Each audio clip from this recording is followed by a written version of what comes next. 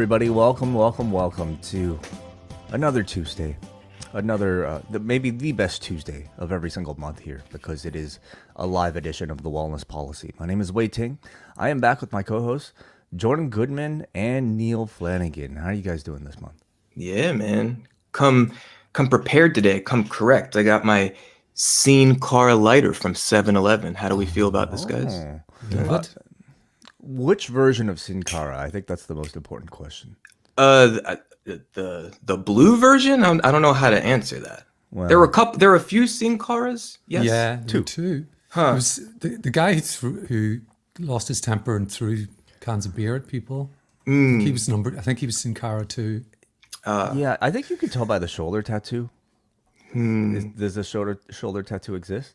I don't think so. So you got the original. You got Mystico. Ooh, worth more, perhaps the original. Yeah, Thank you. thousands. Okay. All All right, was that good opening show banter? Well, Great. Jordan, it's the 17th of September.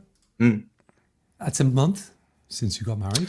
Oh yeah, we got a streak going. We're into month 2. Look at that. How exciting. Still together. Still together after all this Still. time. Somehow. Yeah. Barely hanging on. If you make it past the first month, you're good for the next 30, 40 years. Okay. All right. then Well, we'll afterwards, I check don't in, know. but yeah. Slowly catching up to you, Way. Slowly catching up. Did you get your photos back from your wedding? Yeah, we did. And I had to pose for photos, and it was kind of awkward. And I'd like to ask our guest today about that. Who is our guest, Jordan? Our guest is, I say this like in full sincerity. I've worked with all kinds of different people throughout my career, all kinds of different creative disciplines. Our guest today, his name is James. He has the last name, it's Musselwhite, and he is one of the most impressive artists that I have gotten to see in action. I've gotten to help support in some way in action. And a damn handsome man, we could say as well. So let's bring him in. There he is, James Musselwhite. God damn, look at you, James. That's a hell of an introduction. That's not going to be topped. Congratulations on your 2-month anniversary. Thank you. And welcome to the Wedding Photography Podcast. My name's James. I appreciate that segue. Yes. So James, how did we come to know each other? So, 2017, the end of 2017, I was working at Ring of Honor, and you were hired to come shoot Final Battle. Ring of Honor is WrestleMania, in my opinion, each year. And I was in charge, I suppose, from the ROH perspective of making sure you got what you need and we got what we needed from you. And I'll just share very briefly that I was so glad that you were you. And because I really felt like I connected with a buddy that weekend. I was maybe 4 months into the job. A lot of political stuff, a lot of like social gymnastics in the world of pro wrestling. And from my perspective of being, quote, office, it's like I want people to know I'm a fan because I actually like give a fuck about what we're doing here and have some sense of knowledge and perspective. But I also felt this sense of like, can't be too much of a fan because you're in the business now, brother. And that weekend specifically was like bucket list dream come true type stuff. Got to do Hammerstein Ballroom, live on pay-per-view Final Battle, and then the next night a TV taping at the ECW Arena. And I felt like you, James, are one of the few, if not the only people that I felt a bit more comfortable kind of acknowledging like, hey, this is pretty cool what we're doing this weekend. Do you have similar memories of that? I do. I remember us. We definitely made a connection over Chuck E. Cheese. If I remember that weekend, do you remember? Yeah. Yes. No, I do. It was a hell of a trip, and it was interesting because the day before Final Battle, I was in Times Square trying to find a cinema to watch The Last Jedi. Like the new Star Wars movie was out that weekend, and I remember having a bit of an out of body experience, thinking, there was a 7-year-old me on Christmas morning who opened up a Darth Vader costume and was running around all throughout the whole holidays with a cape and a plastic Darth Vader mask, making sort of weird noises. And I was a super fan of the franchise, and I was just thinking, imagine telling that 7-year-old kid that they're going to make more of these movies and they're going to be brilliant, and one day you're going to be in New York photographing professional wrestling, and on your day off you're going to get to watch the premiere in Times Square of this new movie. And that was really, really special. And having we had the opportunity to shoot the Hammerstein Ballroom, which is obviously a legendary venue, which looked really different, because I remember thinking, my mind went straight back to like One Night Stand, and like Bischoff and Edge and stuff all up in the balcony, and all these funny things that happened. And the arena, it kind of looks like it, but it doesn't look like it at all. And what's the really interesting thing is that Manhattan Center's like a few floors up, isn't it? Where they used to film Monday Night Raw. It's all in the same building. Yeah. The whole building is across the way from Madison Square Garden, which is just like a zebra crossing walk away. It's just on the other side. And it was snowing as well. All these little cliches about New York sort of happened that weekend. And then the following day, we drove down to Philadelphia and shot the W Arena. So in the space of like three days, I ticked off so many wrestling bucket list things that, you know, when we were in the ECW arena as well, like Colt Cabana was like showing me around saying, oh, this is where Heyman gave that speech that's in Beyond the Mat, where this sort of thing happened for ECW and all that kind of thing. But it looks completely different. That was the one that blew me away, ECW arena, because it looked nothing like the thing that you used to buy, because we used to buy like the VHS tapes, you know, back in 1998, and the whole arena had this real sense of, I don't know, it's like an intimidating thing to watch on your telly, because it was so, everything was so close, everything was so violent, everything was so hostile. It didn't feel that way at all when you were there photographing it. But yeah, just a wonderful weekend. It was, and I think it's really interesting that you mentioned the tightrope, particularly within corporate wrestling. When you move out of the indies, of you have to be passionate about the product and you have to be knowledgeable about the product, but you can't be a super fan. And there's so many characters, like within the, not only within the locker room, but within the corporate environment as well, that you have to balance between. And like you say, it is a really, really fine line. My philosophy is always professionalism first. But you have to understand the product. And you just brought up that photo there of Bully Ray getting a chair shot to the head. About 2 minutes before that, I was stuck ringside live on pay-per-view, and I couldn't get out because, they started that match. They come down to the ring, the Briscoes, and they're waiting for their opponents. And in true ECW style, Bully Ray comes, through the crowd and just starts brawling with Mark in front of me. And I'm where I should be. But they're just both sort of laying haymakers over the top of me as I'm sort of crouching down on the floor, trying not to get in the way. And I remember having my hand on the shutter, shooting wide and just shooting from my lap, trying not to look up. And I got this wonderful shot of Mark just lifting up Bully Ray's face, all covered in blood, just right in front of me. And I never would have got that close deliberately. It was purely by accident. But that's, always stay out of trouble if you can when you're working ringside. I think that's a good lesson. Even as you mentioned Star Wars, it came to me. I believe Bully Ray and Tommy Dreamer did a lightsaber spot in that match specifically. With kendo sticks, obviously, not with actual lightsaber. Or was it with real lightsabers? I think they had go to the plastic lightsabers. Yeah, they had the plastic lightsabers. So cheap pop for the release of it was the last Jedi? I think it was the Last Jedi. It was the one before. The one that got all of because they tried to go a different direction with it directorially and creatively. No spoilers, James. No spoilers. Here's a spoiler. Star Wars fans didn't like it. Shock horror. So I remember that, and Dalton won the belt in the final match. And that was, from memory, the reveal of Cody Rhodes's blonde hair. It was the reveal of Cody Rhodes' blonde hair.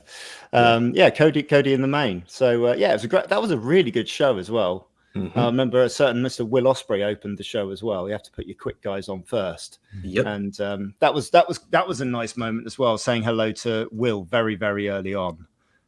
knowing all of the smaller venues around the UK that we'd sort of worked in together.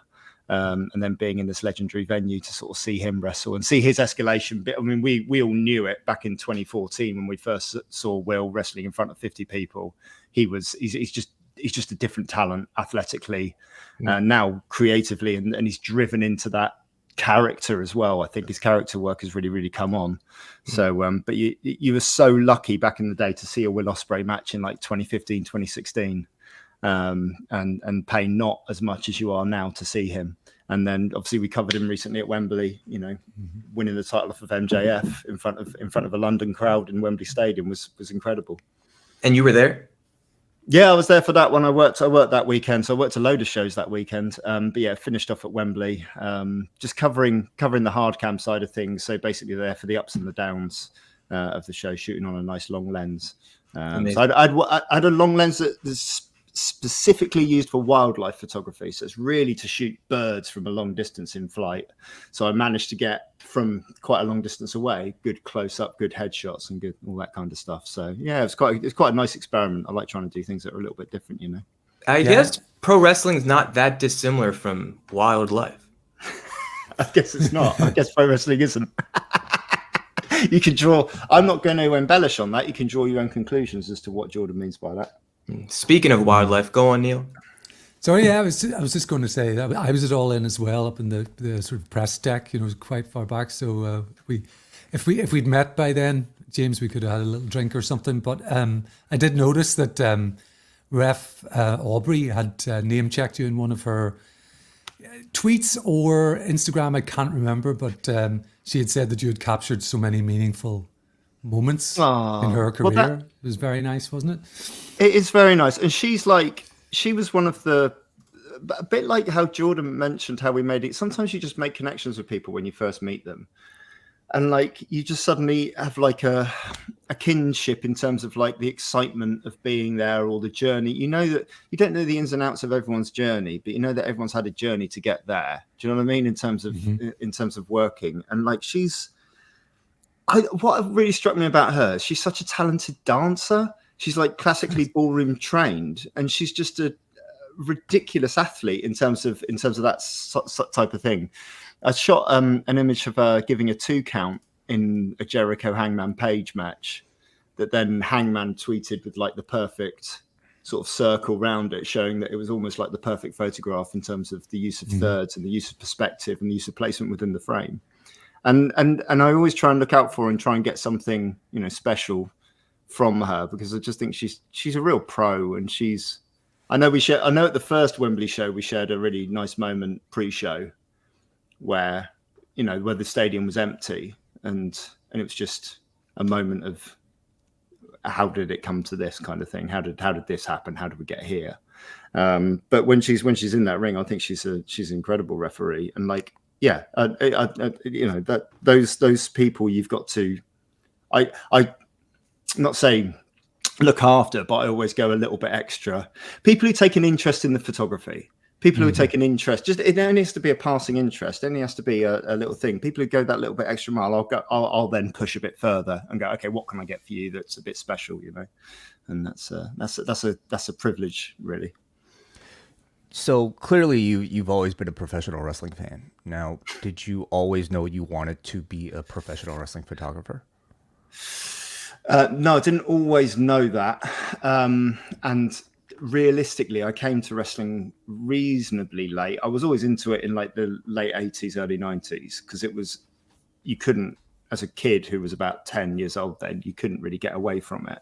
And Sky was the thing over here where they sort of put on WrestleMania and Hulk Hogan and all these people looked, otherworldly, if that makes sense. But I came back into it I can tell you exactly the match as well. I got back into it. It was 1997 King of the Ring final between Triple H and Mankind. Not the most memorable Triple H and Mankind match. But there was a bit at the end of the match where they're just battering Mick Foley with the crown and with the scepter, and China gets involved, and Jim Ross is selling the neck on commentary, and they said tune in Monday night to see what. Yeah, there it is. Tune in Monday night to see what happens. I thought, well, this guy can't possibly turn up on Monday night, they've just broken his neck. He's, you know, what's going to happen? so I checked, you know, so a Monday night was live on Sky back in the day then, you know, so you could stay up late, and then it just became the soap opera. And I got lucky because in 97 you go straight into Heart Foundation, which was just a great angle. I just love that angle. You get to see Bret Hart. Undertaker's still moving well. You got peak nasty Shawn Michaels in there. You know, The Rock's just coming through, and then they lucked out with the storyline involving Steve Austin going on beyond that. You know, beyond into '98, and then you're off to the races. And I never like saw it as a way in. That came much later. I never really had a passion to get involved in the wrestling industry or anything like that, but I needed a project that was going to differentiate me as a photographer. And I just thought, I saw a few wrestling posters round like my way around about 2014, something like that, in shop windows and things advertising the local promotions, and I just thought, oh, the photography on those is pretty shoddy. It's quite a low bar. I think I can do a better job, but also it gives me interesting characters to work with, so that, you know, instead of you gain a reputation in photography working with your customers, but you can also gain a reputation in photography by winning awards and by doing well in competitions and by gaining qualifications, and doing things that are different make you stand out. So instead of just sending in lots of pictures of cute babies or lots of pictures of, you know, classically lit weddings, I could actually send in images of these wrestlers, of these, you know, larger than life characters. That Jinx photo there with the face paint, and just a beautiful shot, and a brilliant man, you know, behind the character. He came into our studio. That was like the third session of a wrestler that we shot. And I just knew then that we could do something a bit different, something that brought in elements of classic photography, timeless photography, but also promoted these characters and these athletes in the way that they wanted to be perceived. I thought it was a disservice really to put like a badly lit camera phone photo on a poster to sell a show. It doesn't seem to make sense. That's why I've always had an issue with, I'm talking about negative, but we've always had an issue with like posters that advertise shows that are just piles of heads, one on top of each other. It's like the promoter doesn't know how to promote it, so they just go, oh, this person might like this person, but they also might like this person, and we've paid a lot of money for this person's got, and boom, boom, boom, boom, boom. And I think you should be doing something a bit more creative with them and trying to tell the story. Those, when in peak Attitude Era, when they did posters 97 through to like 2001, they were always like, I remember some of them were really distinctive. There's a lovely one of like Eddie Guerrero and Batista just in black and white, you know, Batista looking over his shoulder and Eddie Guerrero looking on. That's just a simple shot. There's one of McMahon holding roses for St. Valentine's Day Massacre, and all the blood's dripping down where he's holding the thorns. Just a simple idea, a simple concept. And I think that's the way to promote a brand and to promote a product. And I think it's kind of lazy just to pile heads on top of each other, if that makes sense. I don't think it actually attracts people to the product. There's the shot. Just a simple setup, but it tells the story of the main event that you're going for, really. I give WWE a buy if it's WrestleMania, because you do literally have so many matches now and so many things to promote. But I like simplicity in posters, and I started to try and do those for like indie shows when I was working them in and around London, just for myself, really, just to see what image would best tell the story of this feud or this match. Do you know what I mean? And yeah, it's a roundabout way of how I got into sort of wrestling photography. And once you'd gained the trust of a few wrestlers with the quality of your work, you're really in. That's it. One wrestler then recommends you to three recommend you to another three each, and then all of a sudden you're then turning people away because you're being selective about who you do and don't want to work with. James, what where were you in your journey as a photographer at that point in 2014 when you thought, here's the niche I can hone in on, for your professional qualification, the fellowship or whatever it was that you were? That's a really good question. And I'd left my job as a full-time high street photographer.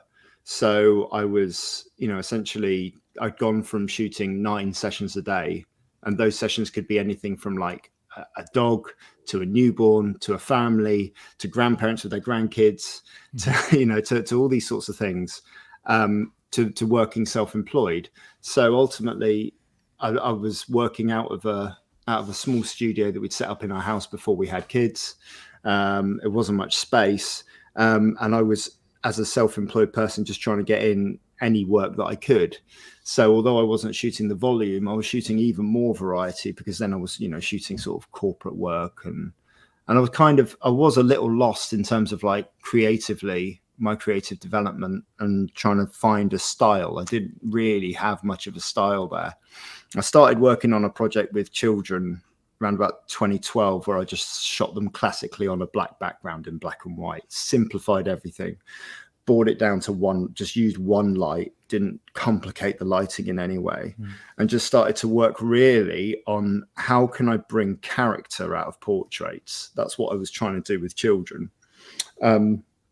And that's sort of like a moderate amount of success. But ultimately, I've not seen anything in 21 years that disproves the theory that parents don't want to buy images of their children looking at the camera smiling. That hasn't changed since I started shooting in 2003. If you can shoot children looking at the camera smiling, you will sell images and you'll make money. And that doesn't lend itself well to a creative outlet. So I suppose I was a little frustrated in terms of I could shoot this style, but I couldn't sell it because the market wasn't there. The market was always going toward, parents were always going towards the safer images, going towards, reverting to type, if you like. So yeah, I suppose it was a little bit of frustration in terms of I wanted to work with people who were willing to say yes to ideas. And also, if you've got a heel wrestler, they're not going to be smiling sweetly at the camera. They might be smiling, but it might be a cocky smile, and it might be something a bit more stoic and a bit more, bit more something there like Pac. And that was again, that shot there's just a single light against a brick wall backstage somewhere next to the shower cubicle, I think. But and again, with these physiques as well, they're so keen to show off their physiques quite often with day-to-day commercial portraits. So if you're doing I guarantee if I do a commercial headshot tomorrow for someone who's a self-employed business owner, they are going to come in and give me a list of about 10 things they don't like about themselves and things to avoid, which immediately puts you on the back foot and makes it a challenge. But someone like Pac's been working out in the gym. He may have those reservations, but ultimately he's worked so hard on this body, so hard on this character, and the whole business is about promotion, is that they're up for being shown. And you learn so much as well from those guys, particularly the guys who put a lot of effort into the body work, who understand physique and all of those things. You learn a lot about, okay, what looks good and what doesn't. I learned a lot of that from working with ballroom dancers a few years back as well, about hand position and bending joints and all those kind of things, and about what looks good and what looks bad. So I've taken images of ballroom dancers in the past that have blown me away, but they've never seen the light of day because there's a foot that's out of place. And of course, a professional ballroom dancing couple won't allow that, to be shown anywhere, because other professionals look at it and go, well, they're doing the step wrong, and it doesn't look good. So it's always trying to please the person you're photographing as well. It's always a two-way street, but ultimately they're king, the people you're shooting. It must be very different working, I guess, with professional wrestlers versus maybe some of your other subjects, because wrestlers themselves are artists, and they're very keenly aware of the way that they look. It's kind of their job is to show, be aware of how they look, whether it be, performing in a match or how they're dressed or how their hair dolled up. And so can you speak a little bit about maybe that potential working relationship that you might have with wrestlers that might differ from a relationship that you might have with other subjects? Yeah, I can actually. I mean, yeah, it's. I mean, both of them are the same in terms of like you have to build a certain amount of trust. But I suppose with a wrestler, they're more likely to say yes to balmy ideas. So when we opened this studio that we're speaking from now up about 3 years ago, and for the first year, I was just contacting people who I knew I had a good two-way trust communication with, to sort of invite them in with different ideas where we've got a balcony here, we can pour water off. So I wanted to do like a high speed shoot where we sort of like hit them with water and freeze the droplets and backlight everything and make it look dramatic and do all of these sort of ideas. Did another one with dust particles and all these sort of different ideas. And I don't think really it's as much about, yes, there's a great one at Ginny. We did that one on a workshop with her in London. And again, that's an interesting one actually, because she was very I could probably say this now. She was very out of her comfort zone with this shoot. And would, I think, with any other photographer, have said no when we presented her with the wardrobe, because my wife designed the wardrobe for 6 wrestlers, one of which was Tony Storm as well on the day. And we were basically doing a workshop with color. So we were showing delegates how color works, how color harmonies work, and how to use it in your photography. And we threw it back to the 80s because that was all about color, all about neon, all about bright lights. So each different wrestler got an 80s style outfit. And the one that we did for Ginny was like a Grace Jones thing. So we looked back at like Grace Jones in the 80s, you know, View to a Kill, all these, you know, Bond movies and all their music videos and chat shows and things like that. And my wife designed an outfit from scratch for her from that. And it was a bit too revealing for her. She wasn't wholly comfortable with it. But because we'd built a relationship, she wasn't in a position to say a flat no. She was confident enough to tell us what her reservations were about it and why, which will remain private. And we were able to then gain her trust by making small adjustments and trusting the process in terms of like what we're going to shoot and also what we're going to put out there. And I think that level of trust means that you can just push the envelope and go into that lovely area where you're challenging yourself and you're also challenging the models, which is the really, really interesting area. That's where you can create something that's different and create something that sort of grabs the attention.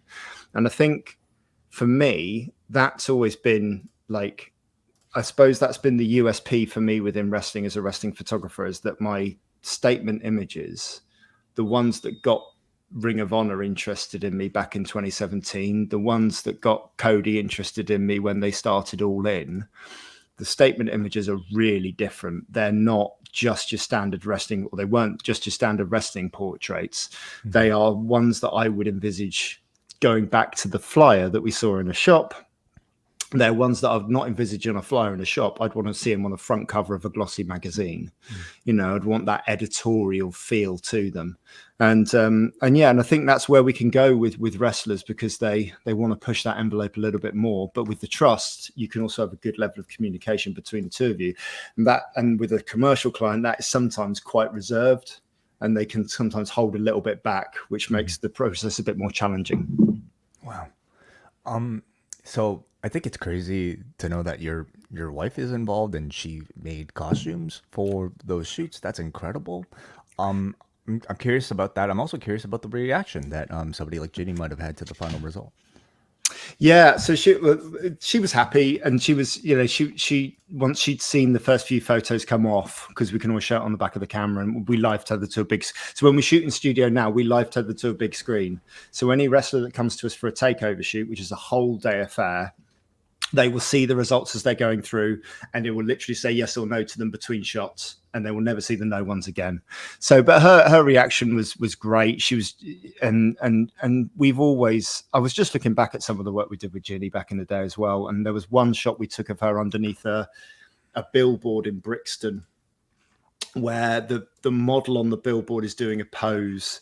She's replicating the pose underneath, but in front of her, there's all sorts of bikes going past her and foot traffic going past her, and just people going about their day-to-day work.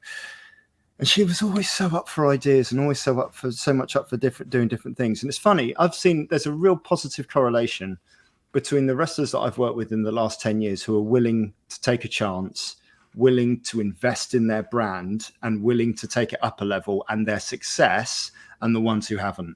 Massive correlation between those two things. You get the occasional ones. I mean, we've just brought up a picture of Pac there.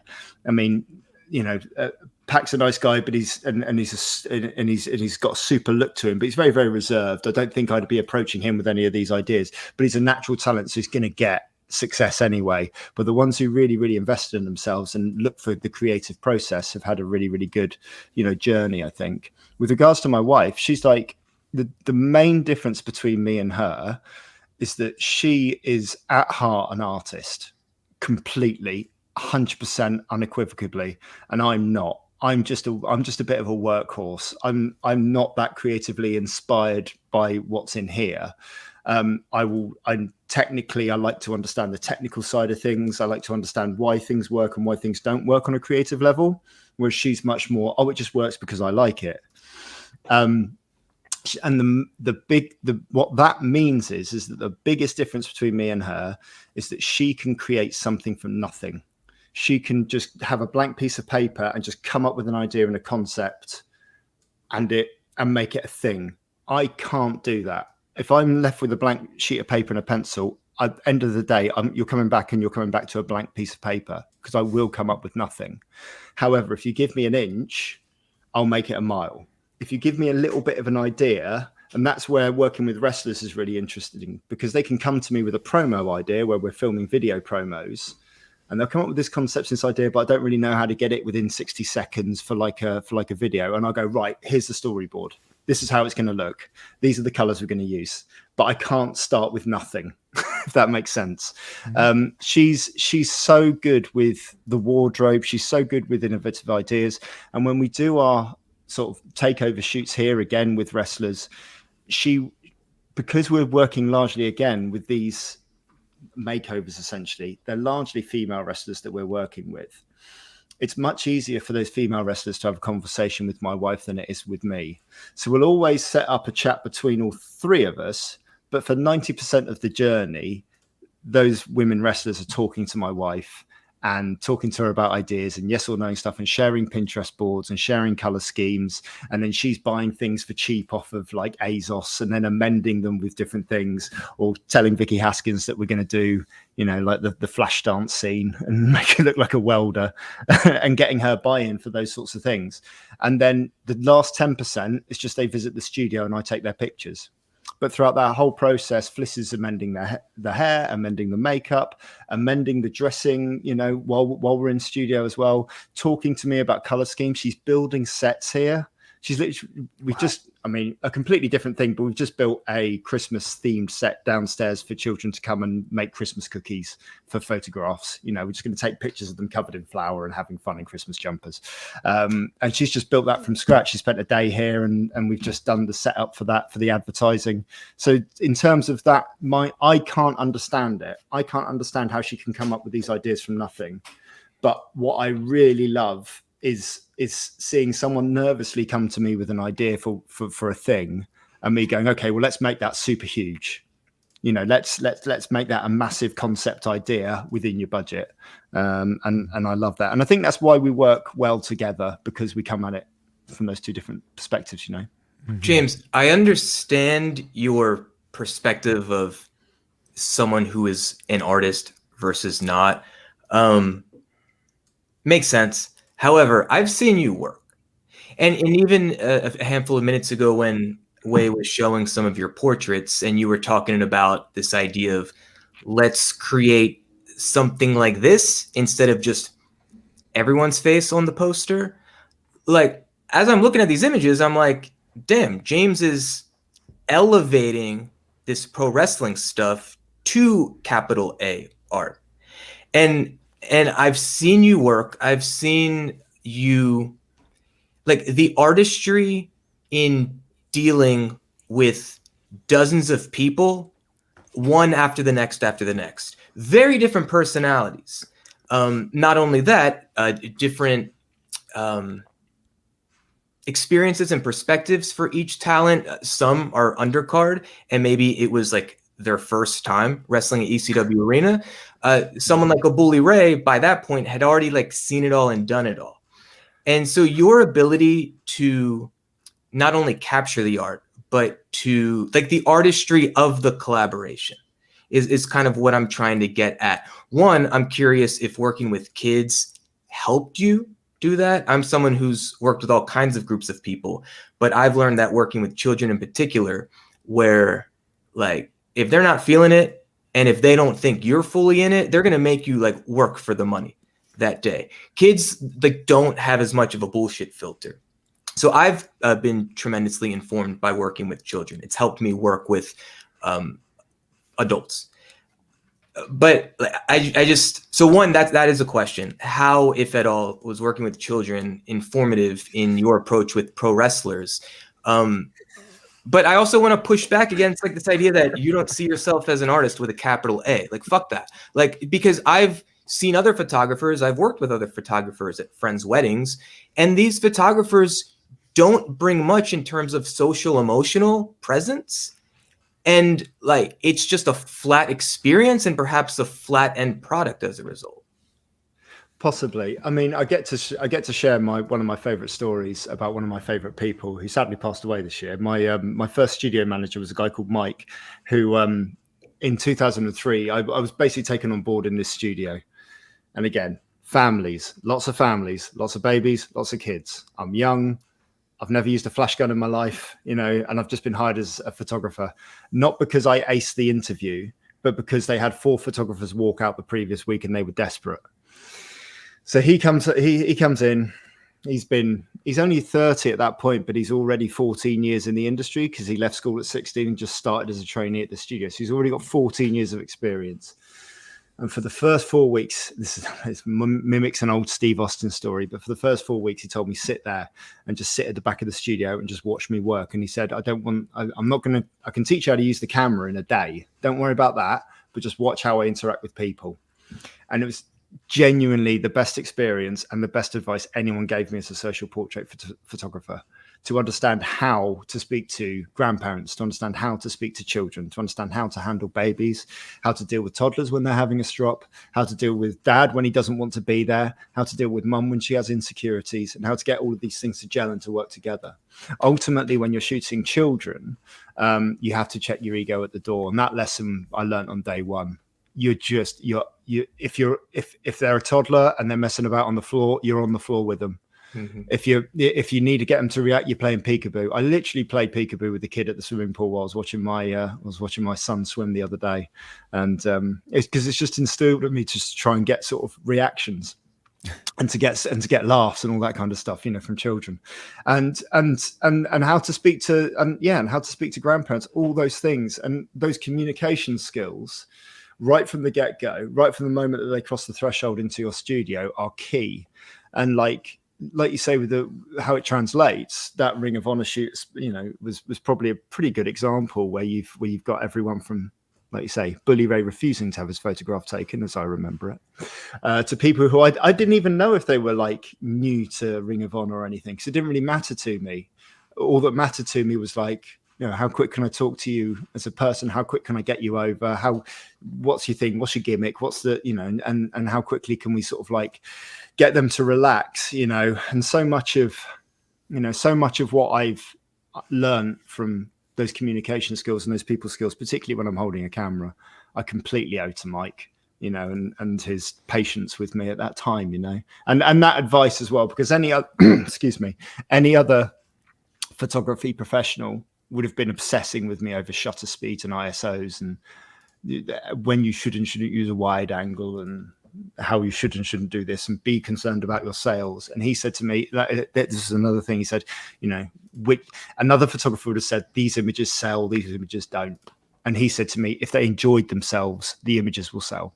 If they didn't enjoy themselves, they won't. And that's what you need to concern yourself about. I hope that answers the question. Absolutely. And no different from, advice I've been given and have shared as someone who performs on stages. And you hear this in wrestling too. Like, if you're having fun out there, if you're feeling like relaxed and good, and the audience will most likely feel that too. And the opposite is true too. If you're doubting yourself, if you're stiff, if you're in your head about other stuff and not being in the moment of the art being created. Well, why do you think fans generally have better times and better stories from house shows than if they go and see a live TV taping? They're loose. Because at a live TV taping, they're worried about hitting their marks, hitting their time schedules. They're worried about who's watching backstage. They're worried about who's watching, how they're going to mess up when they're on live TV, all this kind of stuff. And at a house show, they don't have those things. They don't have those constraints. And I love seeing one of the things, like one of the few pleasures I get out of looking at wrestling photography these days is seeing like WWE photos from house show tours of like Europe. Mm-hmm. Where the photographers have a bit of a more free reign, and the wrestlers certainly do, and they can take angles and they can take photographs of wrestlers taking their time with the fans. I always remember that about Cody as well. Cody would take hours to come to the back after a show. because he'd stop for everyone. You know, when he was when the live cameras were off, he wouldn't just leave. And that experience, like you say, is what really gets the buy-in from people. I think I would go and see a house show over a live recording, and I've been to 2 WrestleManias, and that was enough for me. Goodness me, they were long. Yeah. So keeping in mind what we're talking about of the performer and whatever discipline, just their state of mind, their state of being in the moment, being open, being present, enjoying themselves, and so on. I'm wondering for you, as someone who is, there is a performance art, I believe, in what you do. There's certainly a choreography when you're around the ring and trying to work with the movements of the talent to get the shots that you're looking for. Like when you transitioned from portrait to live in-ring action, one, how was that different? And what have you learned about your approach to it? What's different about it is it's a lot more tiring. Number one. Hey, there's Will and Pete. So no one had ever shot from a balcony at this venue before, and I could never figure out why, because it was just a brilliant angle for these two. And these two wrestled this match in front of, I think the crowd was about 150, and you probably could have got a ticket for less than 15 quid for that show to see Pete Dunne wrestle Will Ospreay, and it was a good match as well. I think that the main difference is it's a lot more tiring. You're a lot more restricted, particularly when you're shooting live ringside, like pay-per-view ringside, because you can't move really, and you have the least in the order of like where you are on the pecking order. You're like right at the bottom, certainly below the live video guys, and certainly below everyone else. There's Aubrey looking amazing again. Hook looking amazing as well. That was a super long lens. So that's the main thing is the positioning and understanding. When I first started it, you're concerned with getting everything. Like I've got to get the entrances, and I've got to get the referee checking their boots at the start, and I've got to get the initial, the initial sort of collar and elbow tie up. I've got to get all the jumps. I've got to get all the reactions. I've got to get wide shots. I've got to get fan reactions. Blah blah blah blah blah. As I've got older, I've realised live event photography is basically entrances, ups and downs. And anything else is a bonus, really. If you can get these key moments where people are doing high-flying moves, that's great. Generally, big suplexes and things like that don't matter because they never look good on camera. Punches are great because you get really good reactions to them. But really, when I look at what wrestlers post from my ringside work, they're posting their entrances and they're posting their hand getting lifted at the end of the match. And that's kind of really about it. So I've taken a different approach, and it started at Rev Pro on the All In weekend, where I've started to sort of challenge myself to shoot shows in a more creative fashion, where we look at the artistry behind the moves and the shapes and the forms that are made in the ring. And as a side note to that, also, some of my favorite wrestling photographs are of crowd reactions, because I just think there's a thing like in a cinema, very rarely are you reacting to the things outwardly. Inwardly, it can be a really deeply emotional experience going to the cinema. I still believe that, and I still feel the best way of viewing film is large in a theatre, hopefully with no one else in it on like a 10 a.m. viewing, which is what I like to do. But also going to midnight viewings of like premieres with a full cinema of people who are excited to see that thing is a really, really good experience as well. But you're not really reacting. In the theatre, again, the same sort of thing. Music venues, music venues and music gigs are kind of cool. But I mean, I saw Dave Gilmour do a surprise gig in a pub yesterday, I didn't see it. I saw it go online down near Hove, near Brighton. He turned up and did a set with his daughter at an open mic night unannounced, which is brilliant. Like the guitarist from Pink Floyd doing "Wish You Were Here," and he's just sat there, just in this like proper English pub, really really crummy walls and all this. And then they sort of showed a bit of the video, and then they turned the camera around to everyone watching, and everyone was stood there with their phones up. I thought this is the greatest guitarist of all time has come to do a gig in your pub, and you've made the conscious decision to watch it on a 5-inch LED screen. That seems bizarre to me that you would do that. So I think music gigs are different as well, but I think at wrestling you just get these moments. Like I'd love to have photographed the moment when Chris Statlander did that leg drop on the pins. I'd love to have photographed the fans, because I know that my reaction watching that on my phone was like, oh my, because I've never seen. You think you've seen all the thumbtack spots, and you see the bag come out, and you're like, oh, here we go, someone's going through them, and that's it. But to do that spot in that way, and to get those reactions, I remember I did it at a Ring of Honor show in New Orleans once, when I think it was Ibushi went off the apron with Hangman Page in a really dangerous sort of somersault style move, and I just had all of the fans in a line behind, giving their different reactions, people of different genders, different ages, different races, all in there. And it's just I think that's one of my favorite shots. I love photographing the fan experience, so I think that might be where I take it sort of going forward, really, because there's only so many suplexes you can photograph. And when I was working with Ring of Honor, that was something, I don't know if I ever asked you specifically for it, but it was something I always wanted more of, just like footage of the fans. So then other fans, or maybe even more importantly, potential fans, could see themselves in those images and get this sense of like, oh, fuck, a Ring of Honor live show, that's where it's at. I stopped myself going to wrestling shows before I got into wrestling. I stopped myself going to them because I felt intimidated by them, because I didn't know what sort of fan base would be there. I didn't know whether it would be overly aggressive. I didn't know whether I'd be welcome.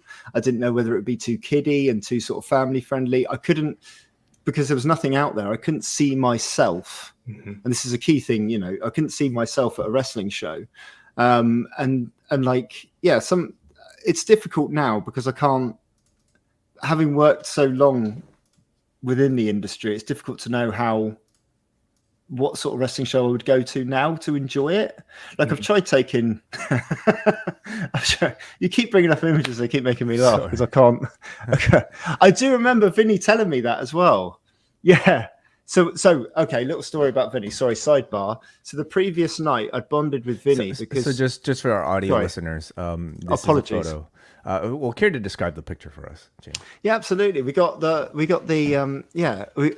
Bucks with Vinny in a what is that? Is that a sharpshooter? Yeah. What's the other guy's name? TK Orion. TK, that's it. Right. Yeah. So they're both in a sharpshooter. Now the previous night, everyone had gone to bed because they were shattered because we'd driven so far to get from town to town, except for Vinny, who was still wired. And we were in London, and he said, I've come all this way and we're only in London this one night and we're leaving early tomorrow. I don't get to see any of it. And it was pouring with rain. And I knew on the coach that he was a horror film fan. So I said, well, look, there's American Werewolf in London. You a fan of that? He goes, yeah, massive fan of that. I said, well, there's loads of locations around London we can take you. Like we can take you to Trafalgar Square, take you to Piccadilly Circus. We can take you to the alleyway down on the South Bank where the end of the movie's filmed, and take you on the tube where like a lot of the scenes are filmed. And we just spent about 2 hours just traveling up and down the tube, going to these locations, like 12 o'clock at night on some godforsaken Thursday. There was no one around because it was raining, and we just had the best time. And so on the way to the arena for the next show, I said, look, if you put in a submission, just give me a look. And he goes, yeah. And there he is, staring straight down the middle of the lens, looking straight at me. And I love submission shots are great to photograph as well. What was the question before that? I'm sorry. I've gone off on a tangent. I haven't seen these images in ages. They're all on your Instagram. Y2 Jim Bob, which Y2 Jim Bob. I guess I've wanted to ask why that handle. Oh God, yeah, why that handle? It's a good question. I wish I'd chosen something else that was like more centric on me, on like my brand, rather than looking like a fan account. But no, it's my mate's favorite Twitter handle. No, I was a big Jericho fan. Like when he debuted from WCW, I liked that bit of Jericho there. I thought that was really good. And like the one up until was it Fully Loaded with the triple main event? So that was Benoit Angle. Or was it Angle, Undertaker, and I think Jericho was wrestling Triple H in the Last Man Standing match. That was good. That was a good Jericho. That one. What? You can't change your handle at this point? I don't think so. I think there's too many. Really? I don't know what I'd change it to. I quite like it. Fair enough. I've got so many names online. Yeah, so it's all right. Yeah. Well, you do have quite the, I would say, like robust, online presence, James, and I think it calls to attention maybe what's required of a photographer these days to, like be successful in the industry. Not just a very sort of like full and very entertaining Instagram profile, but now you also you have a YouTube channel, you have a series of online courses, and can you talk a little bit about the need to have that level of self-promotion for your line of work? Yeah, we're actually just having a lot of meetings about it at the moment, about how we brand it, because and I'm dealing with a lot of marketing experts as well about the best way to do it, because we have so many different portrait of a wrestler, Whitey Jim Bob, Musselwhite photography, the training content's on a different platform again, so it's difficult. I really enjoy creating these short videos that I'm putting on Instagram at the moment, where I'm putting a GoPro on top of the camera and showing you how I shoot ringside.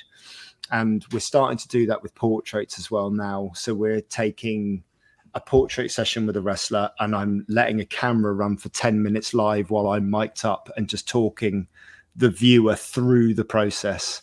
Grado's amazing. So we're now seeing a video of Britain's greatest living wrestling export, which is Grado, who is an amazing character. So funny thing about Grado, I think, is that when he's booked for a show, I think this is the one. Every time he's booked for a new show, I think this is the one that the fans aren't going to react to him, and it's going to become a bit twee, and people are going to be a bit past it. And every time, the fans just love him, and he does the same stuff, and no one cares because he's just so entertaining. And that's a guy right there who is one of the best people person that I've ever met. He will just instantly, upon meeting someone, within seconds, they're his. Like they just love him as a person, and he's so engaging as a person as well. Yeah, he's great. I love him. So yeah, that's the first time I've ever got to shoot him, having worked in BritWrest for 10 years. I've never shot him until last month, which is amazing. So yeah, no, so we're using the studio here to do live content, so we can show you how to light things, show you that lighting with strobes isn't really scary. And I think we've got content as well, training content that takes you through the process of using one light, then a whole course showing you how to use 2 lights, and then a whole course showing you how to use 3 lights. The last time we did the 10-minute thing was with wrestler over here, Amira, who's Michael Oku's manager. We painted her in gold body paint, and we just took you through the process of, okay, this is how I'm going to build this shot to get to the statement shot. So everything's about building blocks. You don't suddenly see like a Lego model of like, the Ghostbusters car and the Ghostbusters HQ and go, well, yeah, we got a load of Lego bricks and then suddenly this happened. It's always stages and foundations and getting to that end point. And actually talking during the live shoot explains my thought process about sort of like what I'm trying to achieve with sort of images as well, which I think gives viewers an interesting insight into sort of like what you're looking for as a photographer. Because that's what always interests me. I used to get frustrated at photography competitions back in the day, and they would fly photographers in from all over the world to accept these photography awards for these amazing portraits, these amazing images, but they'd never discuss how they were achieved or what the influence was behind making those portraits. And that's the bit I'm really interested in. It's like, what's the story? What were you trying to achieve here? What happened that we don't know about behind the camera? What settings and then coming on to settings and lighting techniques and all those kinds of things. And that's the stuff I'm really, really interested in. So I hope there are other people out there who are as interested in that as I am, because that's what I'm trying to share with it. Certainly. Some of my favorite videos that you have right now on your YouTube are where you talk about the greatest wrestling photos of all time. And this is sort of like a unique opportunity for us to talk to somebody with a very obviously unique eye, for that sort of thing. And to get your thoughts on your favorite wrestling images. What is at the very top for you? I think well, I know what the best wrestling images of all time. That I'll come on to that in a moment. That will probably never change. I think stages like WrestleMania give you an amazing platform to shoot amazing images. I think immediately of Undertaker's entrance against CM Punk with the hands coming up, through the mist and through the fog, all those kinds of things, and ultimately great moments as well lend themselves well to great photographs. Outside of the ring, the greatest photograph of all time is Bret Hart in double denim and boots, stood next to some mountains in Canada. Just wearing the Canadian tuxedo. It's just a beautiful image of. There's another one of him and Medusa and like Randy Savage as well. There it is.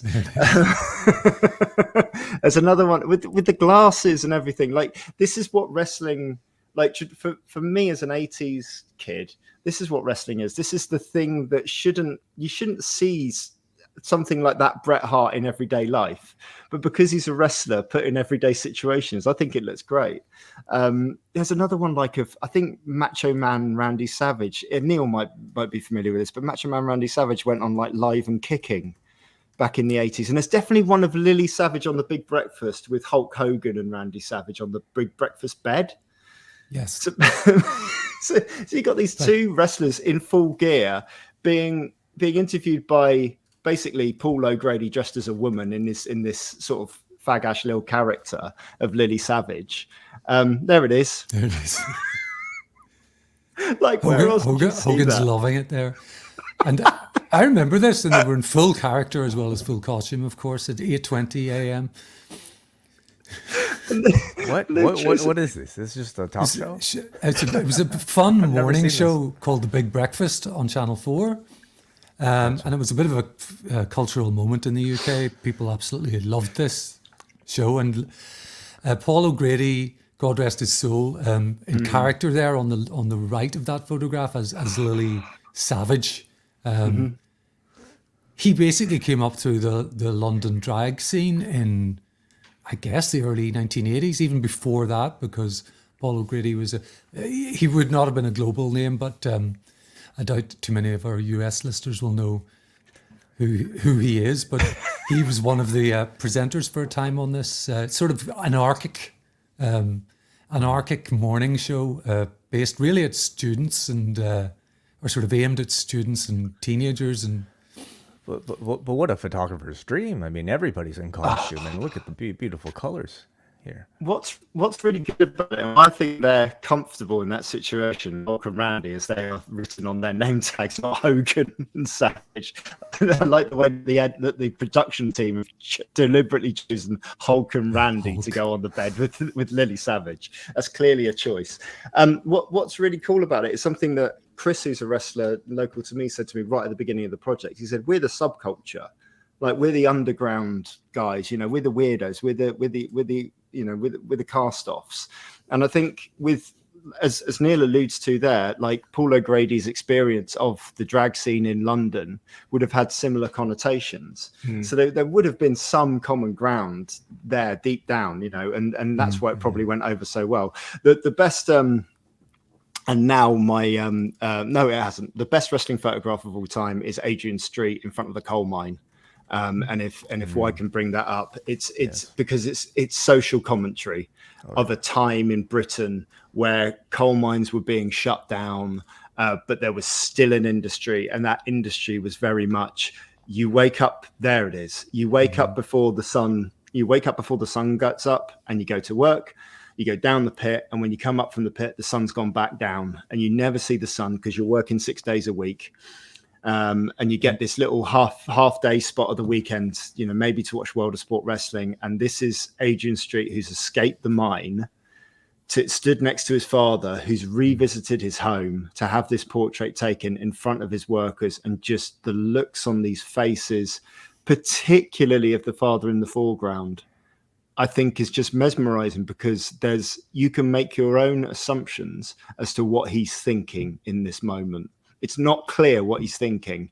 And I think that's the most endearing thing. It's clear what Adrian's thinking in this. This is full on mid-90s gold dust territory, isn't it? Really, in terms of outwardly showing who you are. And I just think it's just such. This is Britain mid-80s. I think it's a beautiful portrait.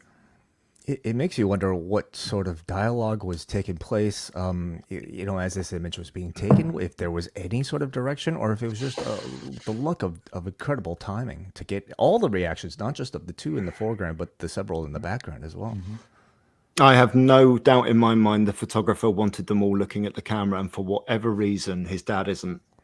And that makes it even more compelling. I really think that, because he's tried to get them to pose the same way, but like his dad isn't quite comfortable with that wide stance, and he hasn't quite come down off the step, and his hand isn't really on the hip, and he doesn't know what to do with his other hand, which is kind of in the pocket, and the other lads are just playing around in the background. I just think, and look at those heels on those boots. Yeah. There's something else, and like the mimicking knee pads as well. There'll be knee pads underneath Adrian's costume, and he's wearing knee pads, obviously, because he has to for his mine work. I just think that's a beautiful photograph. James, is there something we're talking about now, like modern day, big time wrestling, WWE, AEW, TNA as well? Like, is there something you're desiring from a visual perspective? Like, if one of these companies were to consult you, say, hey, James, like, we have full faith and trust based on your body of work, like, help us improve. Like, do you have a sense of what you're desiring more of, or even something more novel with the visual aesthetic of pro wrestling? I think for me, Lucha Underground, when it came out,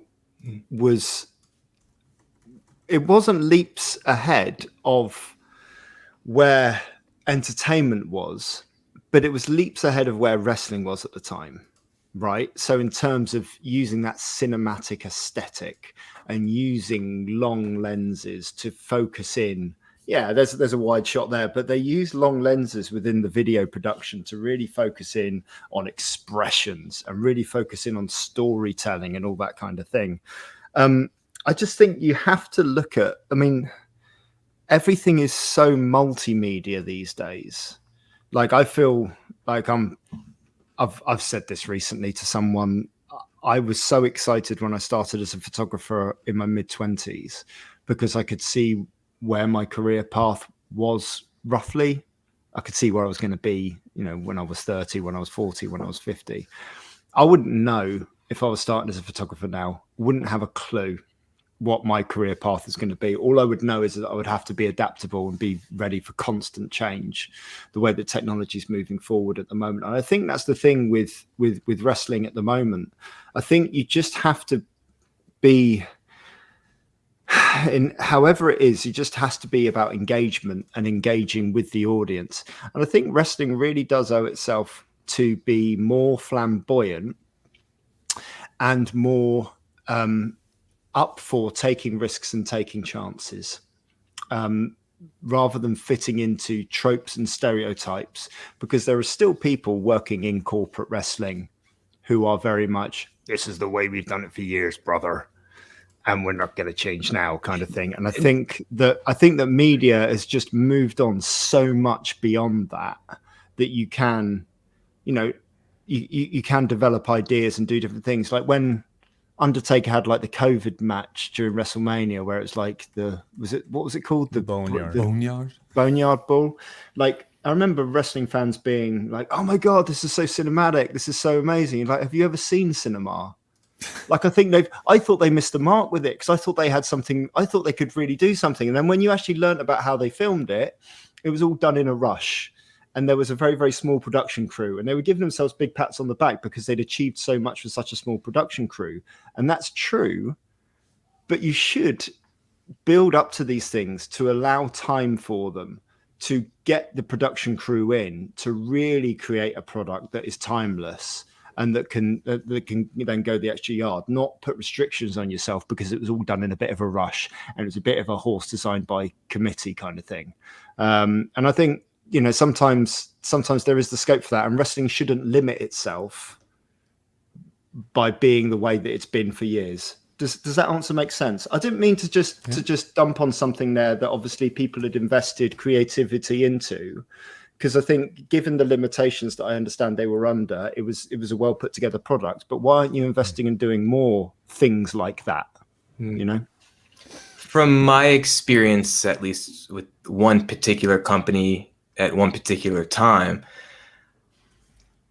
this is maybe in part me kind of defending just Ring of Honor at that time. At least that company at that time, there was so much to get done. So like that was especially in 2017, 2018, that company, the promotion was growing very rapidly with what I would have considered a bare bones crew of human beings being responsible for all of it. And I came in as someone who more self-identified as a capital A artist or creative, and was like, I got this idea. I have this vision. Let's do this. I was invited to a creative meeting and was like, well, why can't we just have a conversation about reconceptualizing what pro wrestling is and how it can be presented on TV? And often what I would get in response was, Jordan, that sounds nice, but there's 50 things that we need to get done today by 5, and there's just not time to start trying new shit to see if it works or not. Not saying it's an excuse, but and I kind of get that sense with AEW, to be honest. It feels like there's so much to get done. I don't work within the company, so I don't have the full scope of it. But my sense is like, we just need to have a product go live because it's 8 p.m. Eastern on a Wednesday, for instance. So I think this is a result of the modern sort of media condition, and it's a result of, and it's not going to get any better, frankly, and particularly, in the next few years. The modern media condition is that quantity trumps quality at the moment, and you have so many streams of media coming out of these companies that they are deadline heavy, like you say, but purely because there are so many. They're not deadline heavy because they have to be of a certain quality. They're deadline heavy because they have to be of a certain quantity. We have to get this out, that out, these sort of sub streams, these sub shows, these sub genres within wrestling, trying to get, every possible marketplace. And I think it should, like, if it's going to have no one's going to look back at these small little shows, these small little things that appeared on weird social media platforms with any sort of nostalgia, I don't think, or any sort of timelessness. They're just content. They're just disposable. They're just, one look and swipe away. And I think, like I say, with the money that's invested in pro wrestling and with the talents that are there and with the stories that you can potentially tell, it owes it to itself, I think, with the really special stories, to just go a little bit extra and just create something that will look as good in 20 years' time as it does today. Do you know what I mean? So, like, I think that the equivalent of the 90s is like Bite This. Remember the first internet thing? And you occasionally see clips of Bite This surface because Jim Ross got annoyed at callers for an episode or whatever, but no one actually looks at it with a real sense of nostalgia in terms of quality or in terms of the product they were putting out, because as we know, they were probably just written. They probably weren't even written. They were just put out, weren't they? Just turn up and just do it. So I think, like I say, the storylines of good versus evil, of wanting to cheer for someone and wanting to boo someone, that's never going to change. And I think with the capabilities you have these days to create these compelling stories and create these compelling narratives and creating these compelling visuals, I just think wrestling can do more. Sorry, Neal. I guess just a question along those lines. Are there any recent innovations, either in AEW or WWE production, that you've been seeing that you you've enjoyed or haven't enjoyed? Actually. So one of my favourites was when Kevin Dunn was no longer in the truck, and they followed Sami Zayn through the from the outside of the arena in on that single cam shot, and then eventually to a wide one, and then back ringside, and allowed him space and room to breathe with the fans, and let him cut that promo at the start, and then come through the beer queue and show, as we alluded to, the fan experience. Now, it was as much about Sami Zayn, but it was also as much about the fans and the fan experience at ringside and drumming that up. And they let it breathe. The commentators didn't speak around it either. So there's obviously someone else not working there in the commentator's ear at the time as well, just allowing the commentators to actually do their jobs and read situations for what they are. And I think those sorts of things, sometimes less is more. You know, like it's the old trope of the movie villain. No Country for Old Men is a great example of this, where the villain doesn't really do anything scary in the movie, you know, but the creeping sense of dread as to what he might do, and those kind of things is more compelling. You know, it's an old Hitchcock trope from Psycho, isn't it? Where you don't actually sort of see anything, but that what your mind can create, you know, gives you even more drama. And I think, yeah, there it is. This shot here of like, there's no wrestling moves, there's no pyro, there's no Titantron, there's a bit of music, but essentially this is about experience, and experience is what it's all about. And they, within WWE especially, they're always talking about the WWE experience, the universe, and having the experience. And one of the early Jim Ross calls that I remember when I got into wrestling in the late 90s, I think Undertaker comes to the ring over the edge as like the surprise enforcer for outside of the ring in this Austin Dude love match. And he comes through and it's the blue light and the lights go off and the crowd's going wild. And I just remember Jim Ross just saying, I wish you could all be here to feel this. And I just think that's just one of the greatest wrestling calls, because as a fan, you're already excited at home and you're thinking, oh, imagine if I was there. And you know, goosebumps start going up on your arm and all that kind of thing. So I think, you know, translating what is, because that's what you're doing. If you're not translating what it feels like to be a live product to your television audience, why are you even filming a live product? You may as well just be filming cinematic wrestling all the time. It'd be far less complicated and editing it ahead of time. So that's the whole point of it. I think that's the whole point of that, is to try and translate that live experience. And I think that Sami Zayn one from recent times is the one that really, you know, really made me sit up and take notice, I suppose.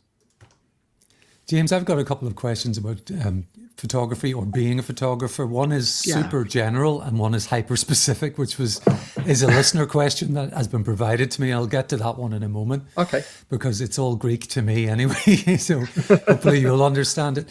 But my question is more, I feel like I'm not very good at taking photographs, and we've all got a camera in our pocket these days. So it's you know, I like to capture moments, but I sometimes wonder, have I got the eye for it? And I wonder what your philosophy on this is. Obviously, you've only got your own experience to go on. But, I mean, can you tell, particularly, say, at a live event where it's not a studio shoot, so you don't know what's happening? Can you tell if there's a moment coming? Is framing that half luck or half your skill? Or, you know, what I guess it boils down to is I sometimes wonder whether really good photographers like yourself see the world in a different way. You know, like you see opportunities for still images and just as you go about your daily life. I don't know if it's quite as consuming as that, but anything you have to say about that, and maybe just like some super general tips on how to like take a decent picture. How to take a decent picture. Well, yeah, I mean, I can go. That's a really deep and interesting question. I'll deal with the first part first. I think at the recent Wembley show, I was told to get one shot. I won't tell you which shot it was, but I was told, right, you get all this, but this shot I need you to get. And I'm like, okay, that's the worst thing you can do for me. the worst thing you can do is tell me that this thing is happening at this specific moment and I need you to get that, because all of a sudden my anxiety takes over and I go, I can't do it, or I'll mess it up, or the camera's going to break down, or whatever.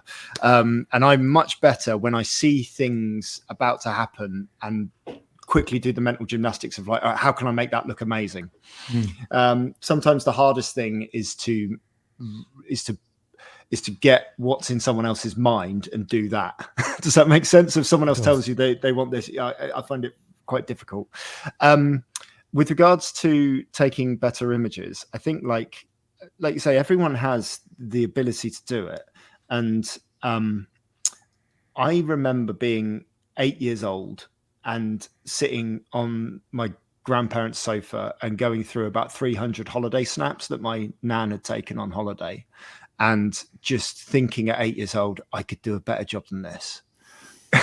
Because they were all just of beach. They were just, and everyone in them was always miles away. Like she wasn't close enough. And I wanted to like say, well, you need to get like closer. And that's really where my inspiration for doing it came from.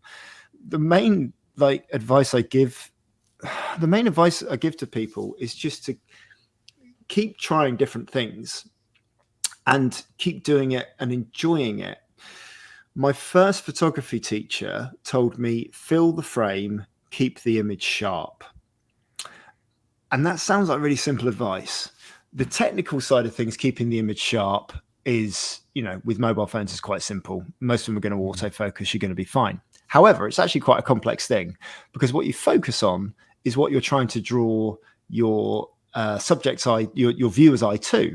So that can actually change the dynamics of a photograph just by choosing a different focal point.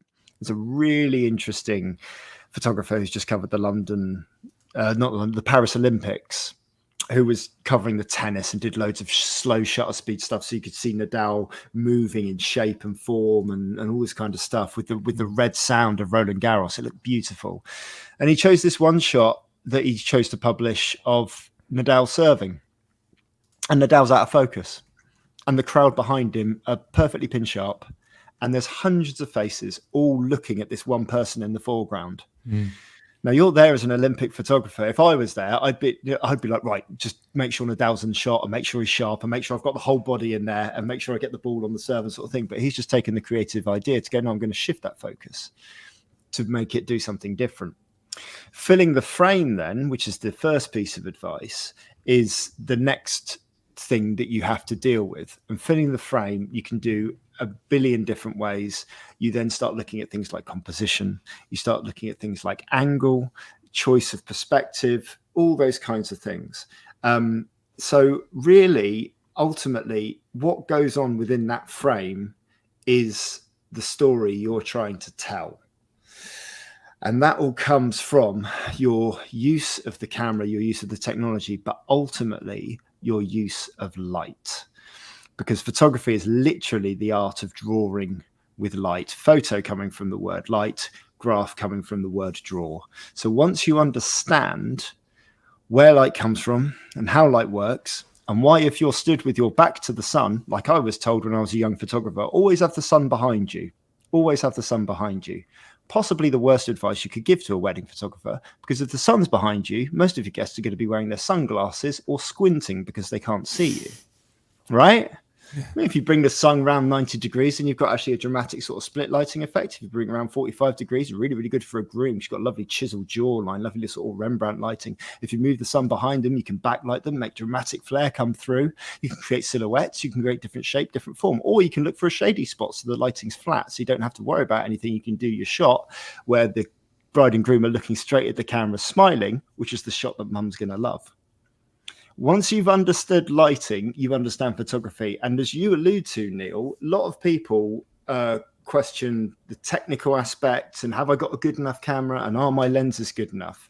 And realistically, and that's what my one light workshop does, is it brings it down to basics of like, right, you've got one light, you've got one camera, and we're not going to change the settings on that camera. We're just going to use the light and we're going to understand how it changes the shape of a face. And then we can move on to all the other things like point of focus and angle and different lenses and all those kinds of things. So it's like the Lego house again. It's just building those blocks to eventually get to a process.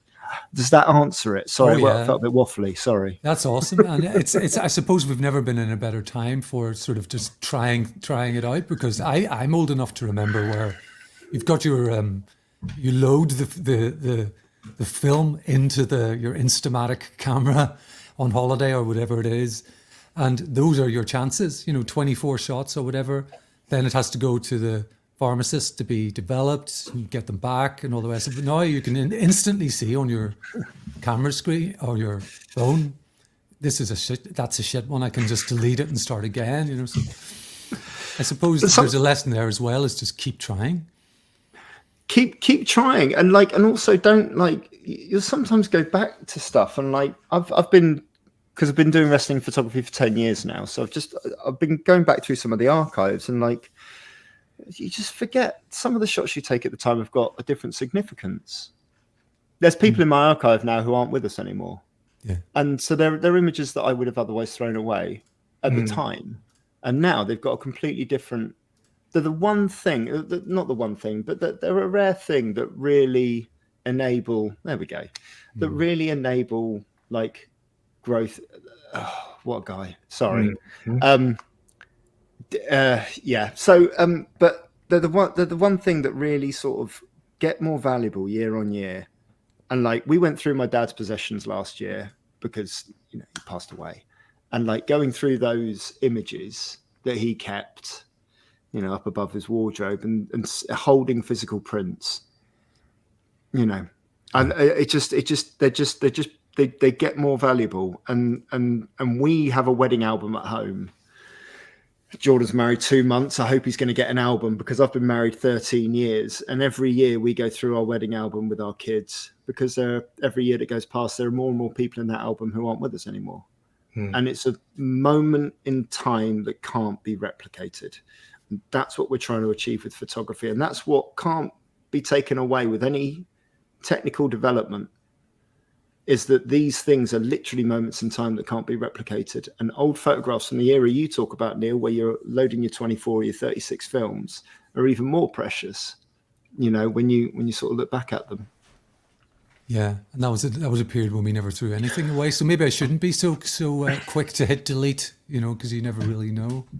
There was a wonderful image I saw recently of someone posted that they were at the Montreal screw job with their dad, and their dad had taken just one photo on a disposable camera of Brett after the match, after they cut the feed, and it's just through heads, it's got the backs of heads, and it's got bad lighting, and it's all this sort of stuff, but it's just Brett sort of doing that WCW thing in the background, and it's just oh no, that was literally a person at ringside at that moment, this thing that's, how many hours of podcasts have been dedicated to that moment? To that moment. But how many? Just on this network, I'm sure. But how many people were there, and how many people had that experience of again, a different time as well of yeah, there you go, a different time of not knowing as well, that those fans would have been in the arena, but they wouldn't have been able to go onto their phones, onto the message boards to discuss what had happened. They'd have just been oh, well, that's odd. And then you talk to fans on the way out, and the conversations that would have happened. You go to wrestling shows now and everyone's all knowing a little bit, It's an entertainment product, but there was still that air of mystique about it, which I kind of like it, back in the day. And I just thought that photograph represented it. And it wasn't anything to write home about, but those moments are really, really special. There's a handful of things I want to respond to, if I may. One, James, you just mentioning, going back a few decades, where not everyone in the audience had an ability to document with photo and video. I watched one of your videos talking about, here are some of the most iconic pictures in wrestling, and you're reacting to them. The ones I was most drawn to were live events from the 90s, because there was this sense of, oh shit, this photographer had access that really no one else did. And there was something that just felt rare about that. And it was almost like you're getting away with something by having this perspective documented. And for whatever reason, that's what really resonated with me. Next, I want to thank you for the lovely reminder of the preciousness of just every moment of life, and the reminder that if we document life as it goes on, that's something to not only enjoy as we go through life, but may come to hold more value over time, especially if loved ones are no longer here. One of my regrets at Ring of Honor was not taking more pictures with me in it, with the human beings that I worked with some of the art, the ways in which what was represented on the staging or in the ring skirts, like a lot of that was my vision. And I just didn't document that. And it goes back to one of the first things we mentioned, like towing the line of professionalism. And at least in 2017 into 2018 and 19, I leaned more into, well, if I start asking everyone for a picture, then like, is that not as professional? I regret that very much so. I regret never taking a picture with you, James. Like that kind of sucks that I don't have that. There was a final point, but in all of that, it may have slipped my mind, and that's okay. To your point, Yeah. first All In at Wembley, I went in with that attitude, and I said, I'm going to see people that I haven't seen for a few years here because COVID had happened, people had gone to America, etc., etc. So I said, first All In, I took my camera phone, there we go, and I said, I'm going to get loads of photos like that. I got 3, right? I got that one. I got one of me, Aubrey, and Chris Hero together, and I got one of me and Simon Miller just after we had that shot taken. And then the stuff happened backstage before the first match, and I stopped taking photos. But generally, you're right. You alluded to it at the start. You have to be like professional. Yeah, there we go. That was a good day. That was the first All In Chicago. That was the only photograph I took there of that day, and it was that was good fun. That was really good fun. But it's what you allude to earlier is treading that line of professionalism, and it only takes one gnarled in the wall veteran wrestler to sort of ruin it for everyone by, and I don't think that's what really puts me off about it. Like the industry generally is that kind of dyed in the wall. I think there's a real place for like the prestige of the industry and respect or whatever you want to put on it, but when you do it to people not enjoying themselves, when you're not enjoying yourself at work, you generally put out worse work, I think. And there's so much, like you say, taking those photos and taking those moments only get more precious with time. So you shouldn't feel silly for asking someone for a photograph. I was going to ask for a photograph with Punk that day because I'd never met him, and he genuinely inspired me with his pipe bomb speech on the entrance ramp to take the wrestling photography further. I was genuinely inspired by that, and I could tell from my people skills that he was not a man to be approached that day. So I missed out. Never mind. Fair enough. James, I hate to ruin a kind of what feels like a meaningful moment with my technical question, but I also feel I owe it to Manny from Pacoima, who's a very regular listener and regular feedbacker, as Way knows, and he submitted a question on our Post Wrestling Discords. It's very technical. Wonderful. I don't quite understand it, but I'll give it a go. So Manny from Pacoima writes, as someone who takes his Nikon D3400 to indie shows, I was wondering if there was any advice you could give. I shoot my pictures at 1/1000th. Yep. With an 18 to 105 millimeter f 3.5 to 5.6 lens. Yeah. Are you following so far? I'm following. I'm on it. Cool. Because that's, I don't know what this means. He says he has to turn the ISO up very high due to photos coming out very dark and at times very grainy. Should he invest in a new camera, a lens with a lower aperture, or lower my shutter speed?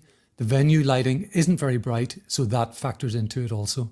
Any tips on how to get the most out of low lighting? Thank you. Okay, unless you're shooting absolute action, which is really, really, really fast speed, you'll be able to get away with 1/500th of a second in those arenas. So he can lose a stop on the shutter. He can gain a stop on the shutter speed immediately just by going for a 500th of a second.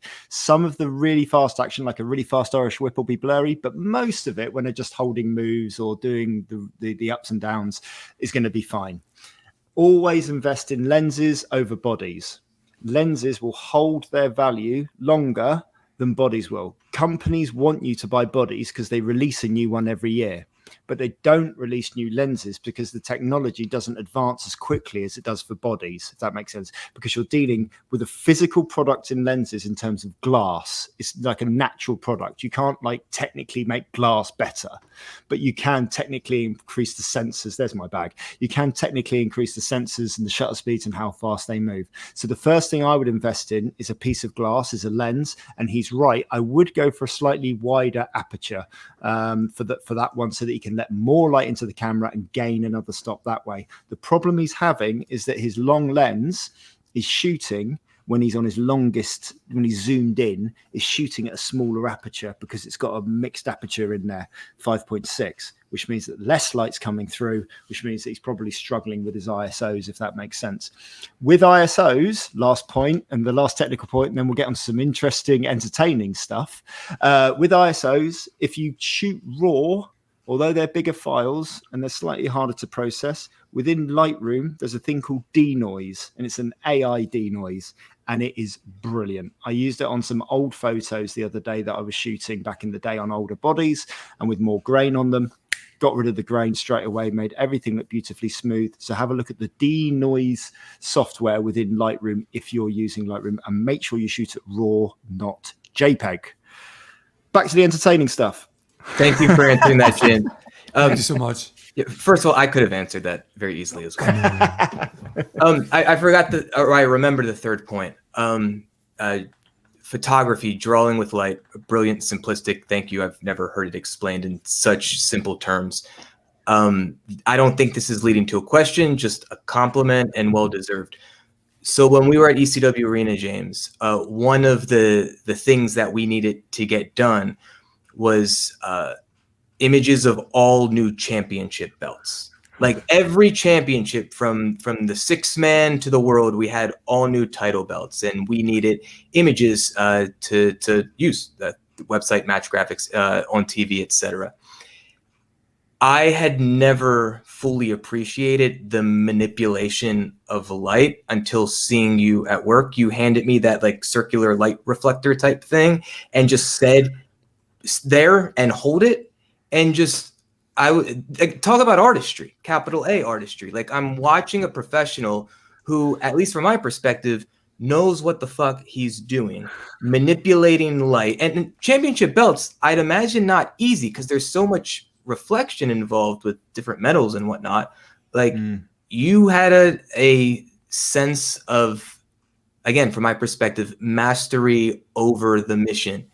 And that I walked away like, oh shit, yeah, it is just manipulating light. And again, no question, purely a compliment, but it really helped me to appreciate, oh, this is why we paid for this guy to travel like across country to take some photographs for us this weekend.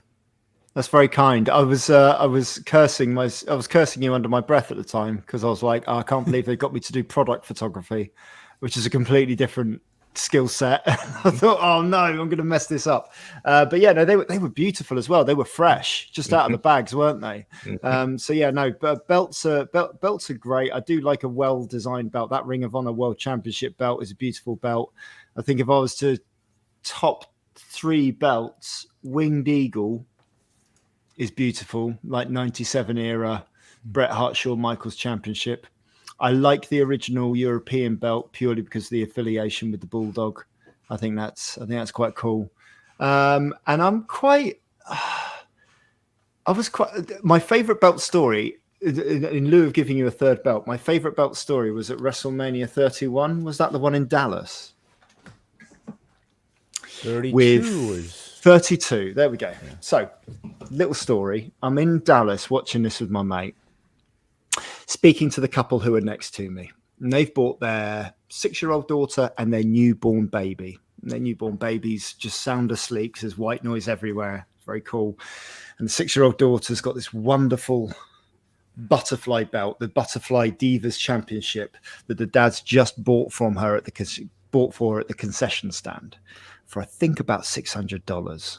Proper replica, and this daughter is loving it. This is the thing that she's idolized, and he's telling me, well, it's a lot of money, but anything for my daughter. It's broken the bank to get here. She's definitely broken the bank now, but look at that smile. And I said, I'm a dad, I understand.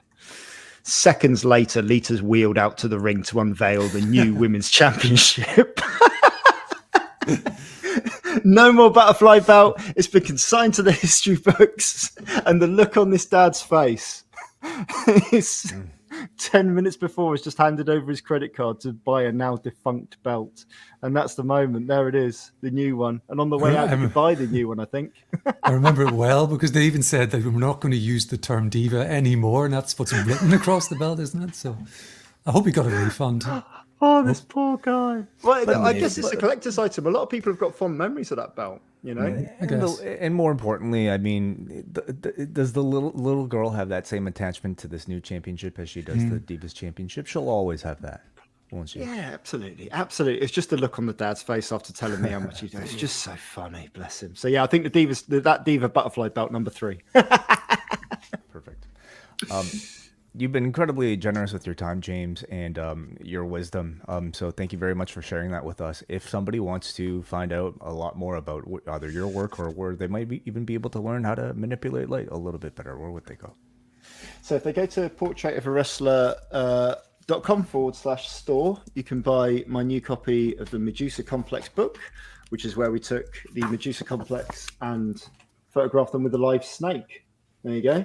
And everyone who orders before Friday will get a limited edition print that I'm choosing that isn't in the book. And there'll only be one of these printed ever. So you'll get a limited edition print if you order before Friday. If you want to learn more and purchase my course online, it's nofussmus.com. So that's NOFUSSMUSS.com. And the 1, 2, 3 portrait lighting workshops are on there. And you can come into my studio with me as we shoot and teach you how to use 1, 2, and 3 light setups. And you can apply for personal mentoring through me through that platform. And also portfolio reviews. If you want your portfolio reviews, you can get that done. Or you can just go to my YouTube channel at Portrait of a Wrestler and go through all of my old portfolio reviews. A lot of wrestling content on there as well. So if you're an aspiring young wrestling photographer who wants to get into the industry and understand what makes a good wrestling photo by looking at other people's work, we do deep dives into other people's portfolios there, and they're really informative. portraitofaWrestler.com, nofussmus.com, and also on Instagram, Y2JimBob, because it's his friend's favorite Instagram handle that he refuses to change even all these years later. So interesting speaking to you about it. Maybe we'll even do a part 2 if you're up for it, because I think there's so many topics we still have yet to get to with somebody of your talents and skill set. So thank you very much for joining us, James, and thank you, Jordan. Thank you, Neal, as always. What are we talking about next month? Do we know? We don't know. Maybe James could pick the topic. Real briefly, just to acknowledge in the YouTube comments, Carl shared with us, as someone who's worked in wrestling photography for almost 10 years, James is the one photographer in British wrestling whose work has pushed me to try and improve my photography at every show I shoot. So James, congrats to you for being an inspiration, not only to Carl, but us as well. It's always good to be in touch. I feel like we only really connect when we're recording ourselves and sharing it publicly.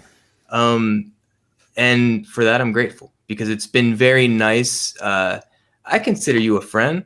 I don't know shit about you personally, to be honest, but I do consider you a friend. And friends in wrestling are far and few between sometimes. And it's nice that much of my work in a wrestling company feels very much rear view mirror at this point. But present day, front and center is you're still on the train with me, bud. Thank you so much for the invite. It's been an absolute joy and a real privilege. So thank you for taking an interest. It's been lovely to chat. Lovely. Awesome. Thank you, everybody. Thank you all for joining us. We'll talk to you guys next month. Take care and bye bye.